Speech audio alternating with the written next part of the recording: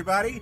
It's Drewski McGillicuddy, and I remember that I promised you a spoiler review for Barbarian, but I'm busy, my back hurts, so I didn't do it. But we're gonna go watch it, and then I'm gonna give you my friend Stacey, who's drinking a coffee with me. Don't worry about it. I fucking ruined it. Anyway, everybody, like I said, Stacey hasn't watched a movie with me since we reviewed The Bride of Chucky 13 years ago when I first started my YouTube channel.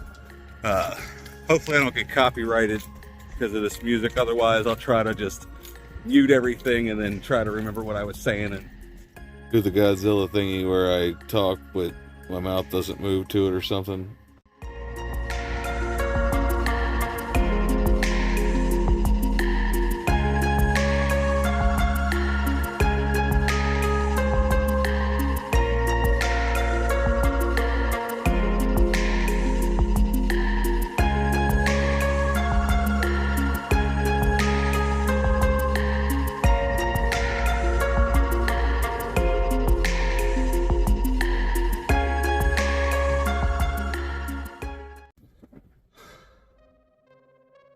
So, you know, I don't ever let Chad talk, so what'd you think, Stacey? Did you have any idea what was going on the whole time? I mean... And don't fucking lie, okay? None of these people know who you really are. Well, I'm not lying. You're never going to see any of these people again. Tell the truth. Did you think Keith was going to rape her and lock her in the basement when you first met him? No. You're fucking lying. I'm not lying. Because you were like, bitch, when she went into the house. Well, yeah, because the house was still a bad idea to go into. Okay, so I don't want to do a terrible review, everybody. Basically, if you haven't seen Barbarian by now, you know. But basically, it's about this girl, Tess, who double books an Airbnb at the same time this dude, Keith, books it. And then the director makes you think that this guy's not on the level, but then you keep finding out he is kind of on the level. And then they have this excellent chemistry together. And then you're like, oh, kiss her. Just kiss. You know, I'm a romantic myself. But, you know, their chemistry's so good, you're kind of rooting for them to just, you know, fall in love, which is, you know, that's just me.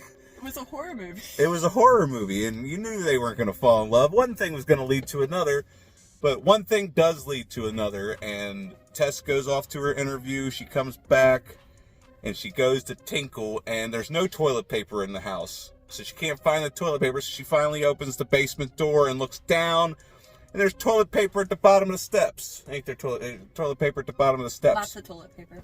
But then she starts noticing stuff down there. There's a rope. It opens this hidden door, and I thought it was pretty unique how she took the mirror and set it up so that she could see down in there. And I like how at the beginning, she's like, nope, not going down there. But then she because she's locked down there, so it's like, what the hell are you going to do, you know? You're going to explore and see if you can find a way out, right? Sure. See, she just wanted to sit there with me and say hi everybody. I guess I don't know. Would you have done the same thing? No. Or would you just sat on the steps and waited till the door and they just told him kick the fucking door in? Because that fucking door here's the thing, you know, she had left her keys upstairs, her cell phone. Actually, no, she left her cell phone upstairs, but she has the front door key. Okay? So she discovers all this fucking creepy shit, you know, this hidden passageway that leads down to this doorway that's got a room with a camera, a rape room, bed, there was a rape with room. a bloody bud. It's got a bloody mattress and a piss poop bucket. And so she finally runs out, and then she hears banging. Oh, it's a loud banging at the door. But she hears a loud banging at the door, so she runs up. It's Keith, and she's hollering for him, and she tries to tell him, we got to go. There's a bed and a camera and a bucket in the basement in a room. And he's like, well, I can't just be running off because there's a bed in the basement with a bucket and a whatever. And he's like, I'm sorry, I did not see what you saw, so it's not as frightening to me. Maybe I should go look at it. And she keeps telling him, no, you don't have to take my word for it. But she doesn't, or he doesn't. He goes down there, and what happens? What happens when he goes down there? The theme of the movie there is a theme. I mean, it's about how women are hyper aware of everything because they have to be, and how men are aware of nothing because they don't have to be. So he decides to go down and explore the rape dungeon, because, you know, why not? And instead of leaving, like she should have, she waited for him. And then he never answered. Are you going to spoil the whole movie? Yeah, it's a spoiler review. I already reviewed the movie once. I wanted to review it with you because I don't ever see you anymore. Oh, okay. But anyway, what happens is he stops answering her. So she goes down and she don't find him. She looks under the bed. He's not under the bed. And then she's, you know, looking and she realizes there's another door that goes even deeper. So why not keep going? So why not keep going instead of just saying, you know what? I don't know this guy that well. Fuck him.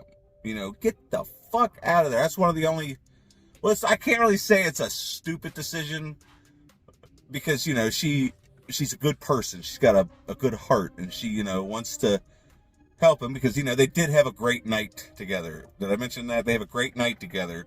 But now he's down in these catacombs underneath the house, which I can only assume was built during the Underground Railroad or something.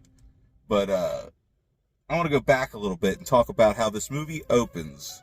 It's dark and it's rainy. She gets out of her car and she's looking around the neighborhood and you can see the silhouettes of the houses and you can see the street lamp where there's a car in the driveway. You just see the ass end of the driveway. The next day to go to her interview and the houses are half burnt down, mostly dilapidated. It's just an abandoned neighborhood pretty much.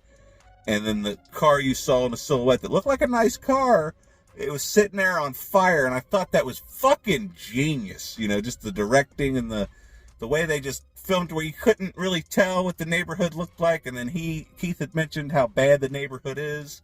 Fast forward all the way back, Keith is down in his fucking catacombs, and he's screaming for her to help him. And, you know, what she really needs to do is get the fuck up out of there. But she goes and she tries to help, and here he comes out of the darkness telling her, we can't go back the way you came that leads out because they're coming from there. Something bit him. And then all of a sudden, bam, this naked bitch comes out of the motherfucking shadows and just smashes his head into mush up against the wall. Big old saggy titties just hanging to the ground. And we cut to a completely different fucking movie starring Justin Long about he's I guess a TV producer and he's... Actor. Or an actor, and they have a pilot episode, but he gets some bad information that he may or may not have raped this girl. Because he wouldn't know. I mean, I don't know, because it plays it like he sticks to his gun and says, I didn't, you know, do anything. He's like, if anything, he tells his bro at a bar, like, I might have coerced her or, you know, took a lot of, I practically begged until she finally got tired of hearing me, so she said yes. I don't know. They don't really explore that. They just want you to know that this guy's in this situation, and then come to find out he's going to lose everything, so he needs to unload some of his Michigan properties. That I mentioned, the story takes place in Michigan. So he goes from California to Michigan and finds out that he's got, well, I mean, he already knew he had this property, so he's going to sell this property. And he's walking around, and he notices some things. And, you know, some people have been living here. They don't have any information for him. So then he starts looking around because, you know, somebody's obviously been there.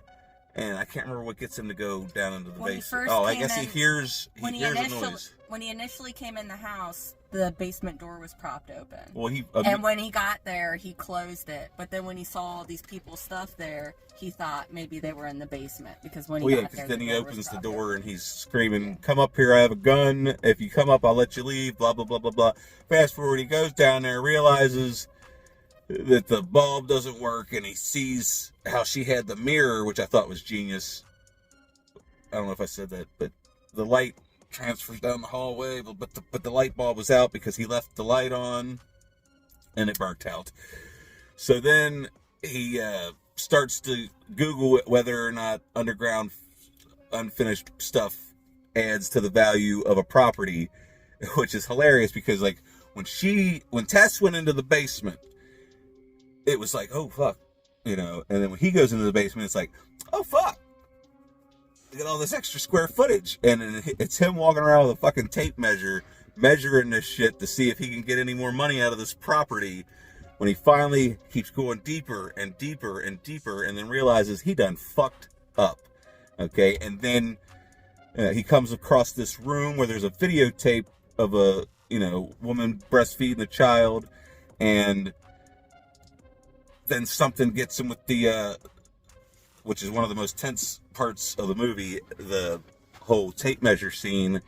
And he starts running, he falls down into the pit where you realize Tess is still alive, and she tells him, calm down and stay calm, because when you get upset, this thing gets upset. And then she tries to bottle feed him, and he don't want to fucking eat the drink out of the bottle.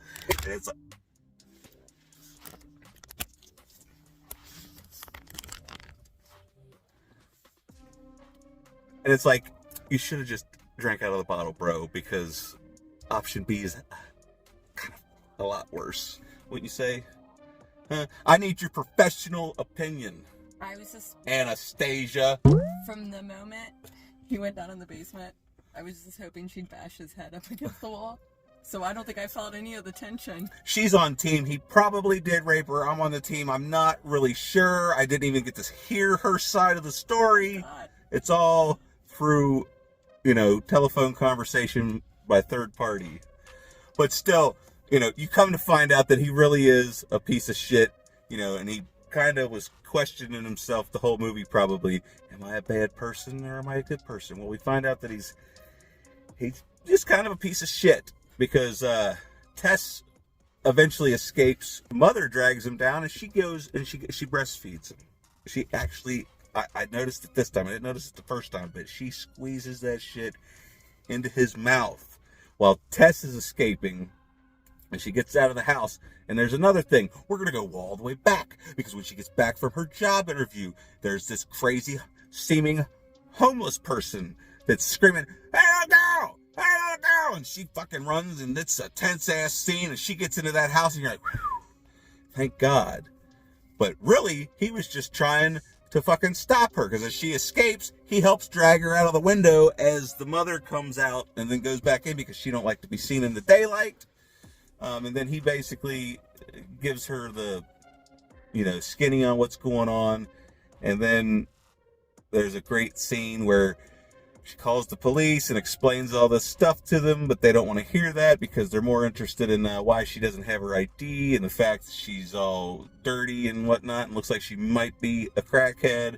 And the police come back, and they don't want to go in this house, even though one person's already been murdered and there's a possible murder happening as we speak. But Detroit police,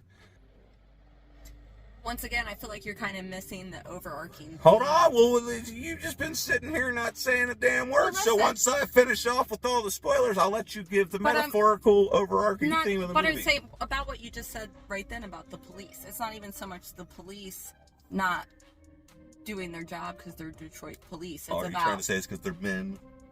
Exactly. It's so men not... You should have went and watched... Police not believing women about something happening, which is kind of like the theme. Men not believing women. What about the whole something Me being Too wrong. movement, where it's believe all women? You're just missing. We're not here to talk about that, lady. Anyway, oh my God. Lady. Anyway, so yeah, the police don't listen to a fucking word she says. One ear out the other. Actually threatened to arrest her because she says, "Are you motherfuckers serious?" Which is exactly what I would have said. I'd have probably walked up and slapped one of them, to be perfectly honest with you. But anyway, point of the story is she goes back into the house, trying to save this other motherfucker that she don't even fucking know for the second time. That's two motherfuckers she don't know, and she's trying to save him because she's got a good heart. She's a great person. She's, and the other great thing is she's a strong female lead and a woman of color, and it doesn't feel forced. It's like, yeah, here's this character, this is who she is, and she's in a movie. La-di-da. She's excellent in the movie. So is, what is it, Bill? Is it Bill Skarsgård? Whoever the fuck is in this movie's really good. So then we cut to a flashback scene where it shows the house back in, I assume, the early 80s, because they were talking about Reagan inheriting. Why did we go blurry? During the Reagan era, because they were talking on the radio as he starts his car. When Reagan was becoming president. He, inherited the terrible economy from Carter, which I can't help but think. Never mind, don't worry about it. So it shows this guy on his daily journey as he goes to the store and buys plastic sheets and, baby stuff for making babies. And then it shows him go, get back out in his car, and as he's going to leave, he sees a woman alone, and he stalks and follows her home, and then puts on his not handyman, but like the gas man, like a pair of overalls with a name tag on it. And, back then people were so trusting that if somebody knocked on your door and they're wearing an official looking outfit, they're just going to let you in your house. So he goes and inspects. He did a BTK killer thing where he would go in and act like he worked for someone, and then he went in and figured out how to get in the house and unlock the windows and stuff, which is what the BTK killer would do. And then it follows him back home, where he goes down into the basement where you hear a woman screaming. Flashback forward to the present. Tess is going into the house to save Justin Long. Justin Long actually stumbles upon the guy we see in the flashback laying in a bed. It's like, I don't understand, because that's the thing about the movie I didn't get, was he's about to go into this room. There's a bell, and you see all the cords with the electricity, so that explains how he has the electric set up in there and all this stuff. But there's the bell, which is kind of confusing, and then What's confusing about it?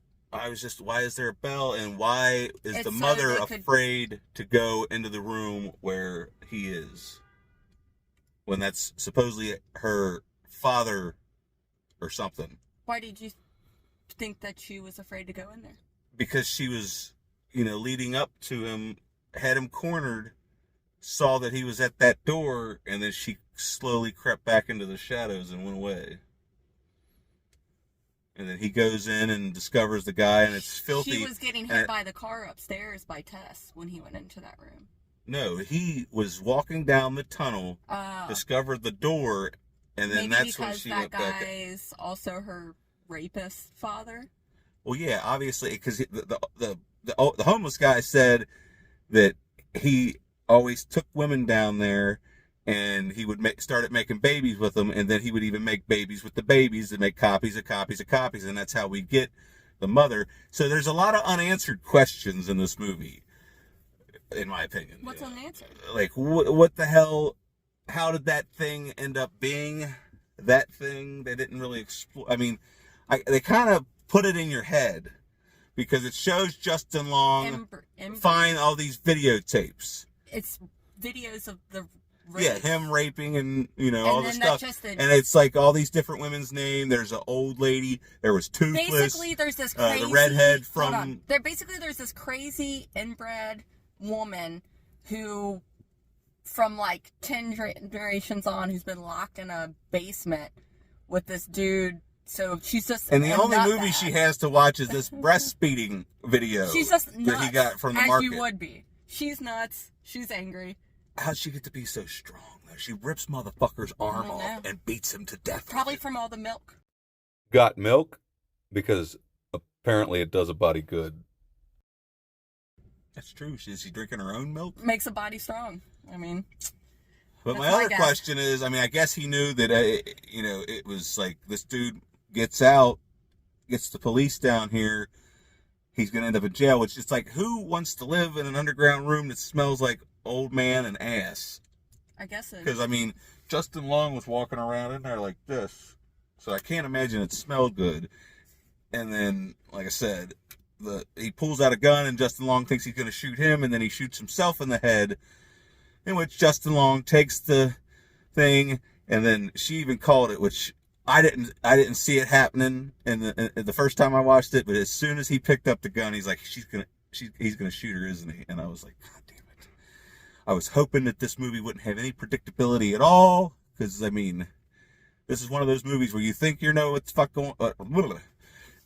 This is one of those movies where you think you know what's going on, but you ain't got a goddamn clue. And then once you do find out what's going on, it's fucking nuts and like nothing you've ever fucking seen before. Because when she first appears out of the darkness and kills Bill Skarsgård, like, I didn't know whether to laugh or cry because it was terrifying, yet bitch is naked as hell and has these big old milkers.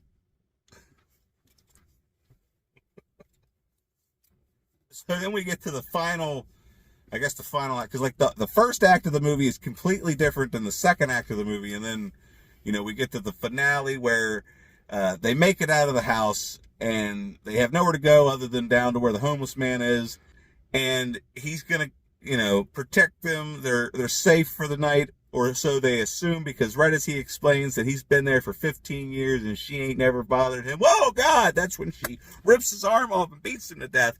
So they try to get the fuck out of there. There's a fence that they can't get over because there's barbed wire, so they're cornered. There it goes again. Anyway, then they go up to the tower, Justin Long, thinking, oh, I better save myself, because that's when you realize, oh my God, he really is a selfish piece of shit, and he probably really did rape that girl. Throws her off the fucking tower and tells the mother to go get your baby. And it's an excellent shot of Tess falling off the tower, and then it goes up and you see the top of the tower, and then here comes naked bitch just over it. Just power through it. Naked bitch coming over the edge to catch her baby just in time, which it's kind of unplausible that she would have time to fly down there, grab her, and then maneuver herself around to fall on her back to break Tessa's fall. Obviously, there's some level of supernatural ability present. Yeah, she's been drinking all this milk. Yeah. But anyway, so you expect, they're both dead. Justin Long, even though he's a piece of shit, he got to be the final guy of this movie. Come to find out, he gets down there, Tess is still alive, and he apologizes right away, which I thought was, very thoughtful to apologize for. Please practically. Fucking tell me you're joking. You're joking, right? Okay. I was gonna say, God. Because he tries, it's like, oh, I didn't know what else to do. I panicked. I didn't try to let go, but she slipped. Which is all bullshit. And it's like, I would have wished that she would have just got the gun and shot him in the head. Little do we know, the mother doesn't really have her brains splattered all over the concrete, which, I guess she's got blood splattered. But that's beside the point. Bitch gets up. She grabs the motherfucker by the throat. Proceeds to put both eyes over his fucking... Thumbs in his eyes. Thumbs his eyes and fucking rips his fucking head open. I wish we could have seen it from the other direction, because it is one of the coolest kills I've ever seen in a horror film. And then the first time I watched it, it didn't affect me as much. But this time, I felt really bad for the mother, because she's, caressing her and going, ba, ba, ba, ba, ba. And Tess is like, I can't go back. I can't go back. Blows your brains out, and that's the end of the movie. And then they start playing, what was that song? Be My Baby. Be my baby, which I thought was fucking genius. Did I mention how fucking genius this movie is? Now, I don't know what Stacey would give it, but I'm still sticking at a 9.5. The only thing that I'll take a half a star off of is for the silliness of the bitch running around naked. She could have had some kind of tattered, flower dress on or something, but I just feel like it was silly. She's still creepy as fuck looking, don't get me wrong. That's why I'm only taking a half a point off, but it's just like, why you gotta have them big old titties running around? It's like, I'm trying to be scared, you're fucking kind of making me giggle. Like, you couldn't show this to a 14-year-old and have him be fully terrified, because at the same time, he'd be like, look at them titties. They're kind of distracting, like Dr. Manhattan's dick was in Watchmen. Is that a good analogy? Anyway, goddamn it, Stacey, I'm giving you the next however many minutes you want to give us your thoughts, where the movie started, how you were thinking, and where you thought it was going. I guess right from the beginning, I knew that guy wasn't the killer because it was too easy, and it seemed like a self-aware horror movie, which it is. It was good. It was good. There was a few moments that I wasn't, obviously things that I wasn't really suspecting. I give it a 7.5. Okay. That's not bad. But, and then you like the performances, like the performances were great. Yeah, the everyone directing, the cinematography, just like, even like the set design of how they had the way the house looked back in the 80s, and then how it looked, in everyone 2022. did a really good job. I enjoyed the fact that it felt like it was well thought out and put together, and it didn't run on for too long, which I was a little worried about, considering how many different themes and like eras they were trying to bring in. Because when I first watched it, as it got to that third act, and I thought for sure we were gonna have to we were gonna follow Tess as she found, like, and we were gonna see what happens to her. But the movie just ends basically at her getting up, walking away with a gunshot wound, and had fallen from that, 50 feet? It was pretty high. But she fell on top of someone though, so I guess that was, I don't know, or maybe she flew her down like a Superman type situation. Just imagine grabbing her and then having to do that in like a split second, because I don't know. It's just, I don't know. I love this fucking movie. I think 2022 has been an excellent year for horror. Stacey only watches one movie a year now, so I might have to get her caught up. She needs to watch X and Pearl, which I would have loved to do my spoiler reviews for that, but I don't have time, and it's, believe it or not, my back's starting to hurt just from sitting here doing this, so be glad you got what you got. And then also, don't be fucking forgetting to go hit the like button and subscribe to the channel. I make a fucking video whenever the fuck I feel like it. And if you got $1 I can borrow, you can always hit that link for the Patreon. Otherwise, fuck out.